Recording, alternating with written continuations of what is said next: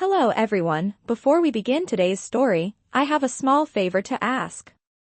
Please hit subscribe and turn on the notification bell so you never miss our channel's new videos. It is quick, free, and the best way to support us in bringing you more dramatic stories. Your support means the world to us.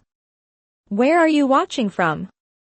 Drop your city or country in the comments below. Thank you very much.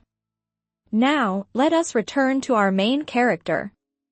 The rain poured relentlessly over downtown Chicago that night, tapping against the window of a small art studio tucked between two empty storefronts. Inside, Lena Moore sat cross-legged on the cold wooden floor, staring at the single painting she could never sell, a portrait of a man she had never met. His eyes, deep gray and distant, seemed alive beneath her brushstrokes, as if he were waiting for her somewhere beyond the canvas. She whispered softly, almost to herself, "You are not real, are you?" Her voice trembled with exhaustion. Rent was due in 3 days, and her landlord had already threatened eviction. The shelves were bare, the heater long broken, and the city's hum outside felt miles away. Yet, that painting had kept her going through all the lonely nights, a reminder that beauty could still exist even when the world had forgotten her. Then her phone buzzed. A private number. "Miss Moore," a composed voice said. "This is Mr. Hale's office. He requests to meet you tomorrow at noon. It concerns a professional opportunity." Lena hesitated. "Mr. Hale?" "Ethan Hale," the assistant replied. "Chairman of Hale Enterprises." The name alone made her blink. Ethan Hale, one of the youngest and most influential CEOs in the country. What could a man like that want with a failed artist like her? The next day, Lena arrived at the Hale Tower, her thrift store coat dripping with rain. Security guards glanced at her scuffed shoes and worn portfolio, but after checking the appointment list, they waved her through. The elevator doors opened onto a floor of glass and silence. At the far end of the hallway stood a man by the window, tall, tailored suit, silver cufflinks glinting under soft light. When he turned, Lena's breath caught. It was him. The man from her painting. "Miss Moore," Ethan said, his tone calm, precise. "Thank you for coming." She struggled to find words. "Have we met before?" His expression did not change. "I do not believe so." He gestured toward the seat across from his desk. "I have a proposal for you. I need someone to play a role, a contract marriage. 3 months, public appearances only. You will be compensated generously." Lena froze. A marriage? Ethan's gaze was steady, unreadable. "My shareholders are pressuring me to settle down before the upcoming merger. I require a partner, someone discreet, someone who will not complicate things. You have no connections to this circle. That makes you perfect." Her pulse raced. She wanted to laugh, to leave, but desperation anchored her to the chair. "Why me? You do not even know me." "I know you are honest," he replied simply, sliding a folder toward her. Inside was a photograph painting. Her painting. The same one hanging in her studio. "I bought this years ago from a charity auction," he said quietly. "It has been in my office ever since." Imagine my surprise when I discovered the artist was still unknown until now. Lena stared, speechless, at the image of the man she had painted from imagination. Ethan continued, his voice low. "I need someone who can keep up appearances but does not crave the spotlight. You will have a clear contract, 3 rules. Do not fall in love. Attend 5 official events. And under no circumstances reveal the truth of our arrangement." Her throat tightened. Every instinct told her to run, but the painting between them felt like fate whispering, "Stay." She drew a slow breath. "All right, Mr. Hale, she said finally. I will do it. He nodded once, his expression unreadable, though something flickered in his eyes, curiosity, perhaps, or recognition he refused to admit. As she signed the papers, the city lights flickered outside like distant stars. Somewhere deep down, Lena knew this was not just a deal. It was the beginning of the strangest love story she would ever live. The rain had stopped by the time Lena left the Hale Tower, but her world still felt unsteady. The contract papers inside her worn leather bag seemed to pulse with a strange weight, heavier than money, heavier than reason. She walked home through puddles reflecting the city lights, every reflection of herself a different version, one before the deal, one after. The next morning, she woke to a knock at her door. A driver in a black suit stood outside, holding an envelope with the Hale Enterprises seal. Inside were keys, an itinerary, and a note written in sharp, even handwriting. You move in today. Hours later, Lena stood in the marble lobby of Ethan Hale's penthouse. The air smelled faintly of cedar and something metallic, sterile, efficient, just like the man who owned it. The view from the floor-to-ceiling windows stretched endlessly over the Chicago skyline, but she felt small, misplaced. Ethan appeared from the hallway, sleeves rolled up, phone in hand. You are punctual, he said flatly, hanging up the call. That will help. You really meant it, she murmured, half to herself. You do not joke about this kind of thing. He ignored the comment, motioning for her to follow. Your room is on the left. The staff has been instructed to treat you as Mrs. Hale in public. You will attend your first event tomorrow night. A charity dinner. It will test how well you can act. She looked at him, unsure whether to laugh or shiver. And if I fail? Then the deal ends, and you go back to your life, he said simply. I do not think you want that. He turned away before she could answer. That night, she unpacked in silence. Among the designer dresses and jewelry sent for her to wear, she placed one thing of her own on the dresser, the old painting of Ethan, the man she had imagined long before she knew his name. She stared at it for a long time, wondering if fate was playing a cruel trick or giving her a strange gift. The next evening came too fast. The charity gala was held at the Grand Regency Hotel, filled with chandeliers, crystal, and people whose perfume cost more than her monthly rent. Cameras flashed. Lena's heart hammered as she stepped out of the car, Ethan offering his arm like a man accustomed to being watched. Smile, he whispered without looking at her. They can smell fear. She did. Her hand trembled slightly, but she lifted her chin, feeling the warmth of his sleeve under her palm. For a few minutes, it almost felt real. Inside, they were greeted by reporters and shareholders, each eager to meet the mysterious wife of the famously aloof CEO. Lena repeated the phrases he had taught her, polite, careful, charming enough to appear effortless. Then came the moment she dreaded. A journalist with a bright smile asked, Mrs. Hale, what kind of art does your husband enjoy? We have never seen him at a gallery. Ethan's eyes flicked toward her, unreadable. Lena's throat tightened, but she forced a steady breath. He does not buy art to impress anyone, she said softly, the truth finding its own way out. He buys it because he sees something in it that others overlook. The room quieted for a second, and then applause followed, polite but genuine. Ethan said nothing. Yet later, when they sat in the car heading home, his voice broke the silence. You handled that well. She turned to look at him. You thought I would not? Most people in this world talk to be heard, he said. You talk to be understood. The words lingered between them longer than they should have. When they reached the penthouse, he offered a rare smile. Get some rest, Mrs. Hale. You passed your first test.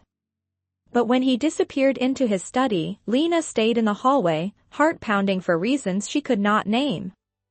The night wind brushed against the windows. Somewhere behind a closed door, Ethan looked at the same painting she had brought, his fingers tracing the outline of the face he had never forgotten. Neither of them knew it yet, but their contract had already started to unravel into something neither could control. Days passed in quiet rhythm, each one blurring into the next. The contract had rules, and Lena followed them with discipline. Breakfast at 8, public events twice a week, no unnecessary conversation. Ethan was always composed, his focus divided between meetings, calls, and the silent storm of business. But sometimes, when he thought she was not looking, she caught glimpses of something softer. Late one night, she found him asleep on the couch, tie loosened, a glass of untouched scotch beside him. His phone buzzed, screen lighting up with a message, board meeting in crisis. Need you tomorrow. She turned it face down, then covered him with a blanket. In the stillness, she whispered, "You do not always have to carry the world alone." He did not stir, but his hand shifted slightly, as if his body remembered kindness even when his mind did not. The next morning, he acted as though nothing had happened, but there was a change in invisible thread between them. At lunch, he looked up from his laptop. "You were quiet last night." Lena blinked, surprised he noticed. "You were working." "I always work." "That seems lonely." He paused, the edge in his voice fading. "Lonely is a choice I made a long time ago." She studied him, realizing this was not arrogance, it was armor. That afternoon, a delivery arrived, new gowns, a schedule for another gala, and a handwritten card from the PR team reminding her of her role. She sighed. "Another performance," she muttered. Ethan glanced at her. "You are better at it than you think." She smiled faintly. "It helps when the man beside me looks like he belongs in a painting." The joke slipped out before she could stop it.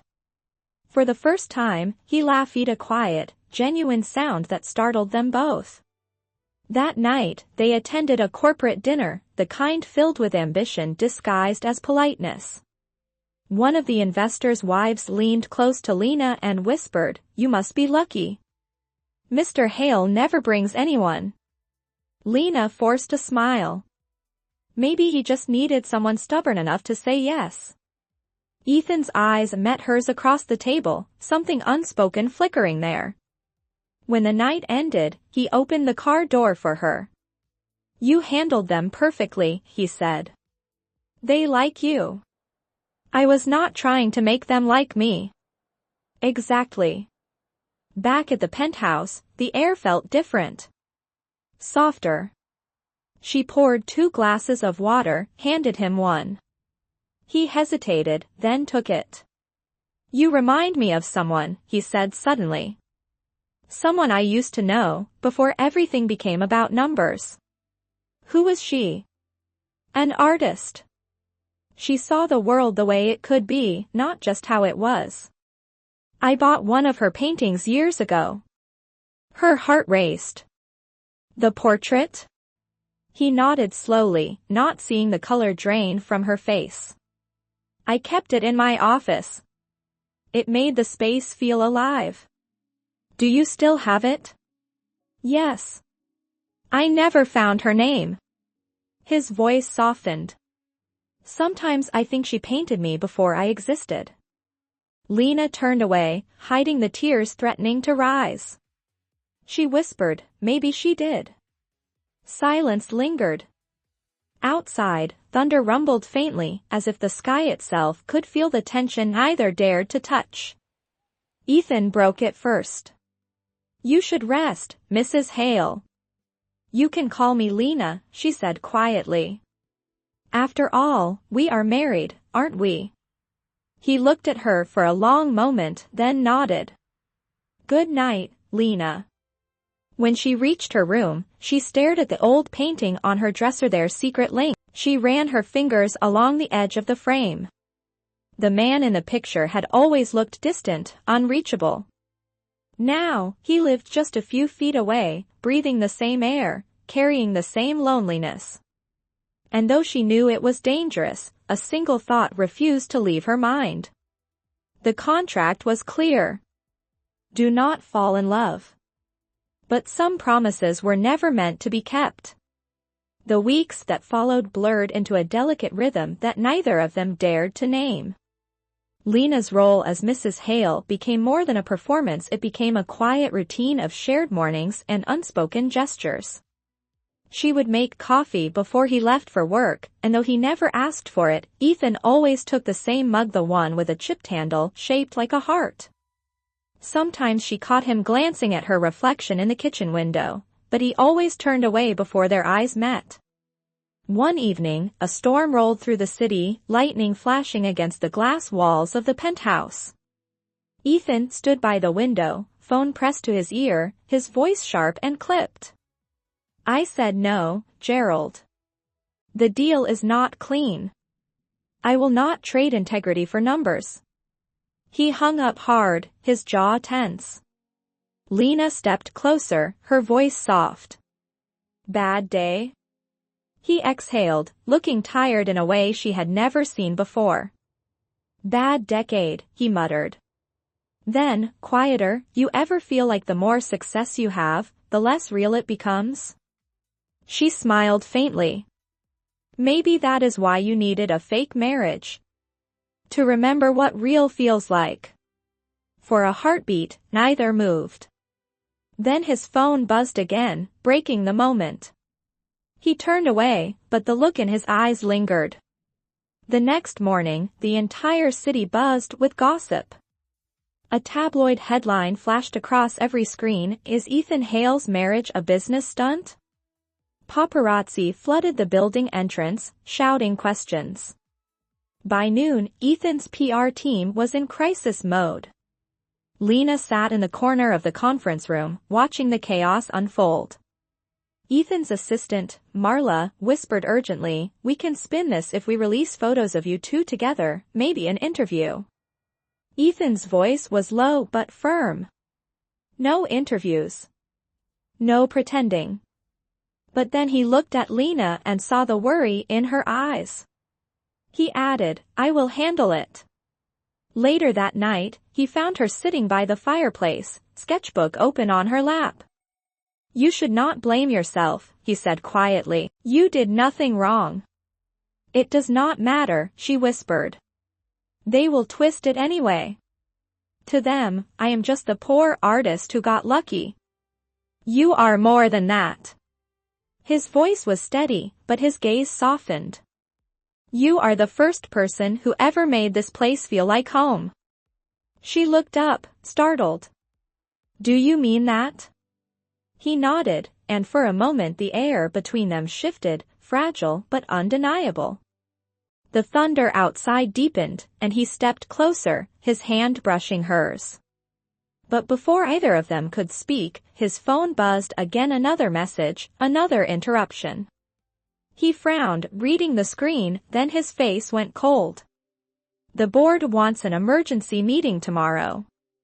They think the marriage scandal could affect the merger. What will you do? Lena asked. Whatever it takes to protect what I built, he said, his tone suddenly distant again. Even if it means ending this arrangement. The words hit her like a slap. Ending it? You knew this was temporary, he said softly. That was the deal. She turned away, blinking fast to hide the sting in her eyes. Of course. Just business. When he left the room, she sat in silence, the storm still raging beyond the glass. She opened her sketchbook and began to draw, the pencil trembling in her hand. It was his face again, strong, guarded, but this time, she added something new. A crack in the armor. A hint of warmth he would never show the world. By dawn, the drawing was complete, and so was her decision. If this was going to end, she would walk away before he did. The next morning, when Ethan returned from the meeting, the penthouse was quiet. On the dining table lay the signed annulment papers and a single envelope. Inside was her wedding ring and a note in her delicate handwriting. You said not to fall in love. I tried. I failed. Ethan stood there for a long time, the city alive beneath him, but all he could feel was the absence of her voice in the silence. The painting on his wall, the one she had made years ago, suddenly looked unfinished, like it had been waiting for her all along. Ethan Hale had faced boardrooms, lawsuits, and markets that could collapse in a single breath, but nothing felt heavier than the silence left behind when Lena walked out of his life. Days turned into weeks, each one quieter than the last. The penthouse that once echoed with her laughter now felt like an empty museum filled with reminders of what he refused to admit he had lost. Her mug was still in the cabinet. Her sketch lay folded under a book on his desk. And that old painting, the one she had made years ago, seemed to stare back at him with quiet accusation. One night, after a long meeting, Ethan came home to find Marla, his assistant, waiting. You need to see this, she said, handing him her tablet. On the screen was a headline from a small local newspaper, Independent Artist's Work Featured in Downtown Gallery. Beneath it was a photo of Lena standing beside a new collection of paintings. Her smile was soft but uncertain, like a person still learning to breathe after holding it for too long. Ethan stared for a long time. Where is this? West Loop, Marla said. She opened her own studio with the commission money from the contract. She refused to take a cent more. The next day, without telling anyone, Ethan went there. The gallery was small but full of light, each wall lined with her art portraits of strangers, city corners, moments of quiet humanity. Then he saw it. In the center hung a painting titled The Man in the Window. It was him, standing alone in his office, looking out at the skyline. But this time, the reflection in the glass showed her behind him, holding a brush. His chest tightened. When Lena appeared from the back room, she froze. Ethan, she whispered. He turned slowly, his voice low. You left without saying goodbye. You said it was a deal, she replied. I ended the deal. He stepped closer, searching her eyes. And did you end what came after? She looked away. I had to. It was not real. It was real to me, he said. The words were quiet but heavy. I signed that contract to fix a business problem. I tore it apart because I realized you were the only thing that ever made me honest. Tears welled in her eyes, but she shook her head. You do not get to say that now. Then let me show you. He reached into his coat pocket and handed her an invitation. Tomorrow night. The Grand Art Gala. Come. Please. The next evening, the Grand Art Gala shimmered with lights and noise. Cameras flashed, music swelled, and in the middle of it all stood Ethan Hale. The press expected a statement about his company's merger, but instead, he walked to the microphone, holding something small in his hand, a folded sketch. The crowd fell silent. A few years ago, he began, I bought a painting from an unknown artist. I thought it was just art. I did not know it was a mirror. That artist taught me that honesty is not a weakness, and love is not a transaction. Tonight, I am here not as a CEO, but as a man asking for forgiveness. He turned toward the crowd and there she was, standing at the edge of the stage, tears shining under the lights. He crossed the floor to her, the entire room watching. Lena, he said softly, you once painted me as a man searching for something he could not name. Now I know what it was. It was you. He opened the small velvet box in his hand. Inside was not a diamond, but the same gold band she had left behind. Marry me again. No contracts. No conditions. Just love. For a moment, she said nothing. Then she took the ring, her fingers trembling. "I never stopped loving you," she whispered. The crowd erupted in applause as he pulled her close, and for the first time, the man in the painting was no longer alone. Later that night, as the lights dimmed and the gala faded into memory, they stood together before her new painting, a blank canvas waiting for its first brushstroke. Ethan smiled. "What will this one be?" Lena leaned her head on his shoulder. "Our beginning," she said. And somewhere, between the echoes of applause and the soft hum of city lights, their story finally became real. Months passed, and life between Ethan and Lena began to bloom in a way neither of them could have imagined. They moved into a smaller home outside the city, trading marble floors and skyline views for creaking wood and morning sunlight. It was not grand, but it was theirs. Ethan still wore suits and attended meetings, but now he came home by 7 instead of midnight.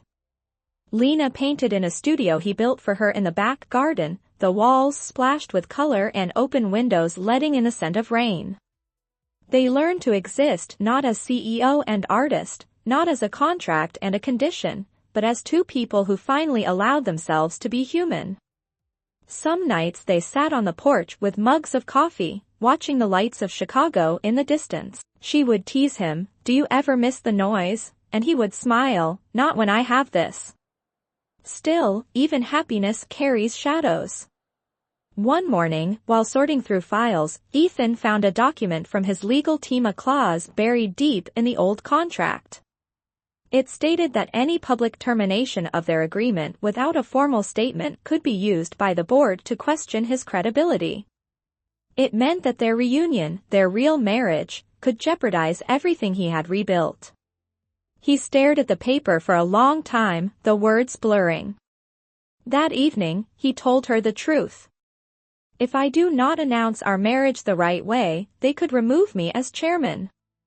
Lena set down her brush. "So tell them the truth. Tell them it is real." "You do not understand," he said. "To them, truth is not enough. They will say I manipulated the story for sympathy." "And what will you say?" she asked quietly. He met her eyes. "That you are worth losing everything for." She stepped closer, brushing paint from her fingers onto his sleeve, leaving a streak of blue. "Then maybe it is time to stop fighting for things that do not matter," she said. "You built an empire to prove you could. Now prove that love is stronger than pride." The next day, Ethan called a press conference. Cameras flashed, reporters murmured, the world expecting another corporate statement. Instead, he stepped to the podium with Lena by his side. "There was a time," he began, "when I thought love was a weakness. I treated it like a contract, something to manage and contain. But love is not business. It is risk. It is surrender. And I am done pretending otherwise." He looked at Lena, his voice steady. "This woman stood by me when I had nothing left but pride. Today, I resign as chairman of Hale Enterprises to live a life I no longer need to negotiate." The room erupted with shock, but he did not care. He took her hand and led her out through the blinding flash of cameras, both of them laughing, both of them free. Weeks later, their home filled with the sound of brushes against canvas and the smell of coffee brewing. One evening, as the sun dipped low, Lena finished her newest painting. It showed two figures standing beneath a city skyline, one in a suit, one holding a brush, their silhouettes merging into the same light. Ethan stepped behind her, wrapping his arms around her waist. "Is that us?" he asked. "It is what we were," she said softly. "And what we will always be." He kissed her temple and whispered, "I spent half my life chasing numbers. The best thing I ever did was let go." Outside, the wind carried the faint sound of church bells, and inside their little home, love did what it was always meant to do. It stayed, quietly and completely. And for the first time, the man in the painting and the woman who painted him finally belonged to the same world. Autumn settled over the city with a quiet kind of peace. The leaves outside their little house turned gold, and the air smelled like rain and new beginnings. Ethan and Lena had found a rhythm that felt like breathing. Each morning, he made her coffee before heading to teach at the community business center, helping young entrepreneurs start from nothing. Each afternoon, she painted in the light that poured through the studio windows, her brush dancing to the sound of the wind.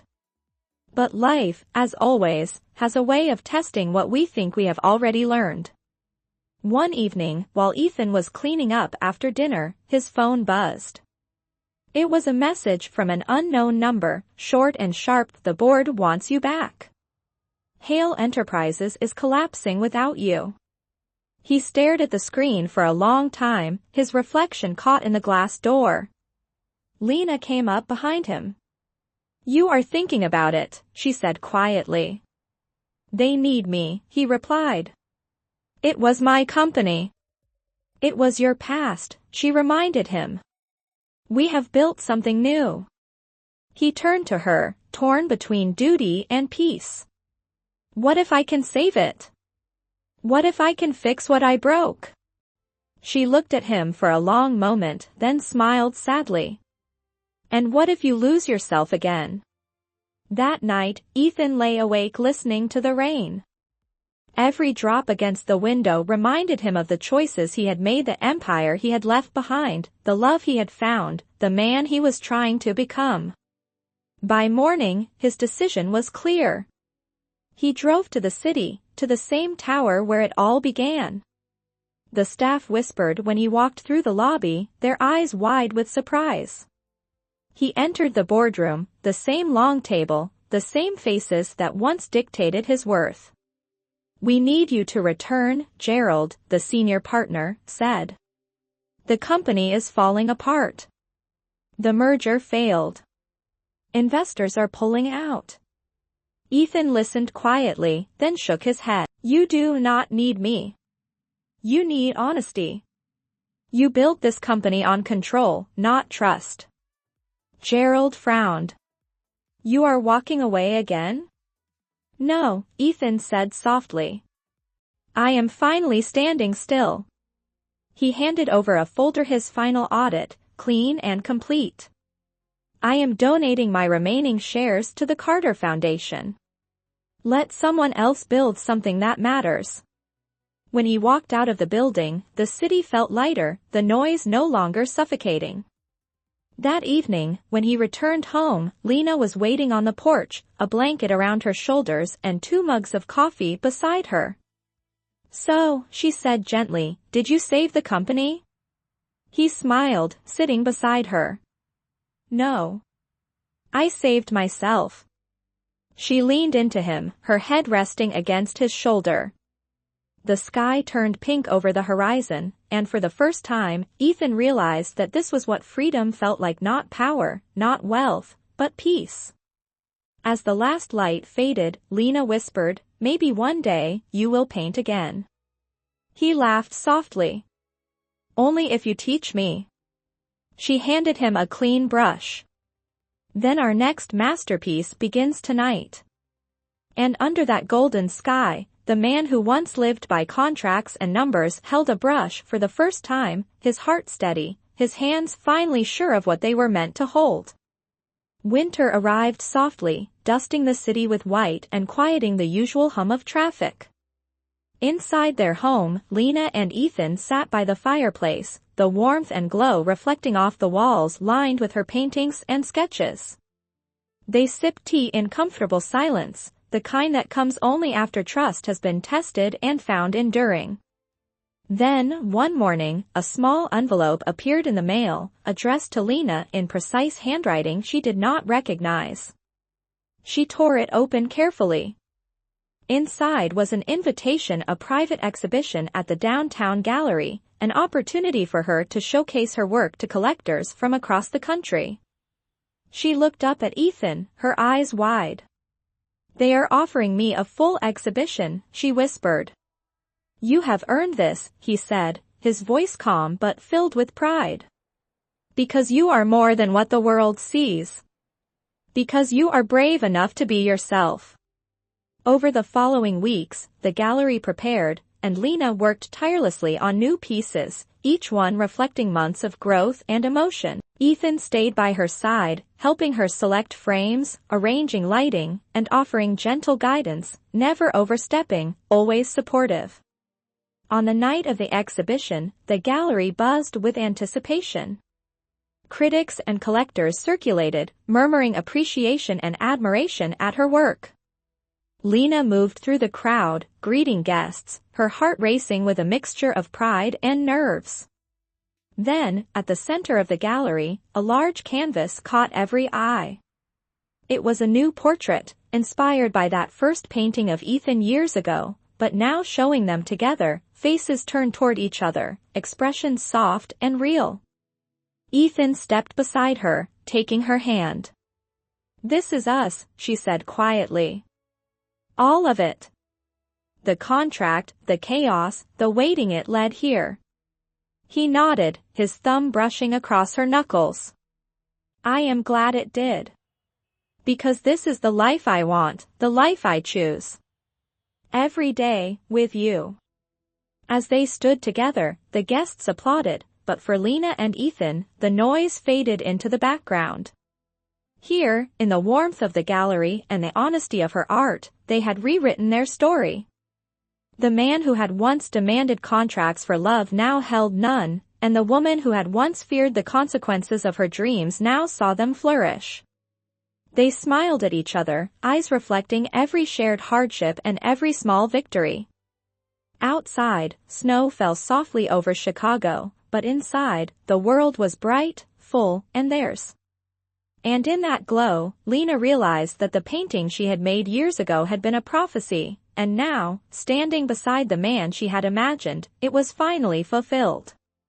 Spring arrived in Chicago with a gentle warmth, and with it came the most important day in Lena and Ethan's life.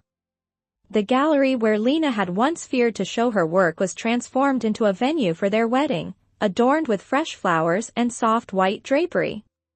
Friends, family, and a small circle of those who had supported them through every twist and turn filled the space with quiet excitement. Lena wore a simple gown, elegant but understated, allowing the focus to remain on the sincerity in her eyes. Ethan, in a tailored suit, looked at her with a calm intensity that made her heart flutter as it had the very first time they met. As they stood together at the front of the gallery, the painting that had started it all hung behind them, the man in the portrait and the woman who imagined him now standing side by side in reality. The officiant spoke words of commitment, but to Lena and Ethan, the vows were more than ceremony, they were the culmination of years of hope, missteps, and discoveries. When Ethan slipped the ring onto Lena's finger, she felt the weight not of gold, but of everything they had endured together. "I promise to choose you every day," he whispered, and she smiled, tears glistening, "and I promise to believe in us, always." The first kiss as husband and wife carried the echoes of all the silent nights, the misunderstandings, the contract, and the heartbeats that had connected them before words could. Outside, sunlight streamed through the windows, illuminating the gallery and casting light across the faces of those who had witnessed their journey. Guests applauded softly, some wiping tears from their eyes, but Lena and Ethan only had eyes for each other. Later, as they stepped onto the balcony overlooking the city, snow from the previous winter still melted on the rooftops below, leaving the streets glistening. Ethan pulled Lena close. "We started with a painting," he said, "a dream, a what if." She leaned her head on his shoulder. "And now we have reality, imperfect and beautiful." They watched the city together, hands intertwined, hearts aligned. For the first time, neither contracts nor fear dictated their love. The gallery, their home, their life was theirs to fill with laughter, art, and moments yet to come. And the painting, once only a figment of imagination, now stood as a testament that dreams, courage, and a single stroke of fate could lead to a love that was truly endless.